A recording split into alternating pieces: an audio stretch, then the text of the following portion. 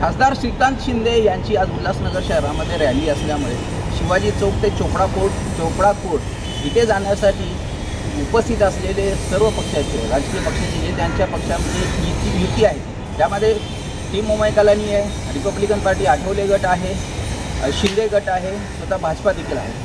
ही जी rally आहे त्याच्यासाठी खासदार श्रीकांत शिंदे हे 4 नंबरहून पायी येत असल्यामुळे त्यांची वाट बघत असलेले हे सर्व कार्यकर्ते आणि नेते देखील शिवाजी चौकामध्ये उपस्थित आहे। त्यामुळे खूप ठिकाणी ही ट्रॅफिक जाम झालेली आहे। आपण पाहू शकता की कशा प्रकारे हा उत्साह आहे, ज्यामुळे श्रीकांत शिंदे यांच्या रॅलीत उपस्थित राहण्यासाठी ही असलेली संपूर्ण गर्दी।